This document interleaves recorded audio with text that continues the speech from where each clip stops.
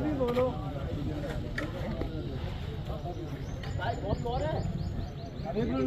पहले बाइट देता हूँ, मिल जाएगी मैंने कॉपी सब मिल जाएगा। क्या नाम है?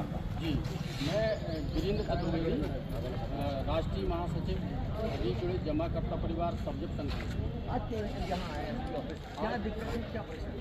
दिक्कत ये है साहब कि एक देश में लगभग 3 लाख के लगभग कंपनियाँ जो है गवर्नमेंट के माध्यम से बंद कर दी गई थी। तो उसमें क्या है कि कंपनियाँ तो बंद कर दी गई, लेकिन उनका निवेशकों का भुगतान अभी तक नहीं हुआ था।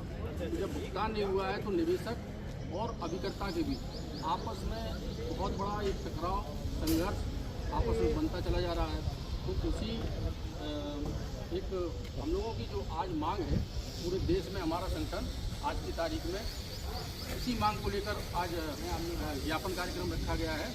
अभिकर्ताओं की सुरक्षा और निवेशकों का भुगतान गवर्नमेंट के द्वारा करवाया गया। रिसेंटली कितनी कंपनी है जो अभी रिसेंटली अभी एक अपने देश में LUCC है, LUCC है। जैसे अपने ज़िले की बात करें तो LUCC नाम की एक सोसाइटी थी, वो लोगों का निवेश लेके चली गई है।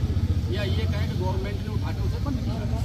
भाई जब निवेशकों का पैसा सोसाइटी ने देना बंद किया तो गवर्नमेंट ने उसे मार्च में ही उसे बाइंड अप किया है और बंद कर दिया है। अब क्या चाहते हैं? हम लोग ये चाहते हैं, हमारा संगठन ये चाहता है कि भारत सरकार ने संसद में एक कानून बनाया था 21 फरवरी 2019 को, वर्ष एक्ट 2019, जिसे अनियमित जमा योजनाएं पाबंदी अधिनियम 2019 भी कहा जाता है। उसमें एक प्रावधान रखा गया है कि जो भी निवेशक हैं, कोई भी कंपनी हो, कोई भी निधि हो, कोई भी फर्म हो, कोई भी सोसाइटी हो, उसमें किसी व्यक्ति का अगर निवेश डूब गया है, कंपनी लेकर चली गई है, तो ऐसे निवेशकों को उस कानून में ये अधिकार दिया गया है कि जमा धन का 2 से 3 गुना 180 कार्य दिवस में लोगों को दिया जाएगा। एक्ट अगर लागू नहीं करें तो क्या संघर्ष करेंगे? जी बिल्कुल, एक्ट लागू क्यों नहीं होगा, क्योंकि देश की संसद में जो कानून पारित किया जाता है, बहुत सारी कानूनों को पारित किया जाता है तो कहा जाता है कि साहब ये संसद की कानून है, संसद में बनाई हुई है, तो ये तो लागू होती है, सभी को मानना ही पड़ेगा। तो हम लोग, हमारे संगठन का ये कहना है, ये वर्ष एक्ट 2019 कहाँ बना है, ये भी तो संसद में ही बनाया गया है।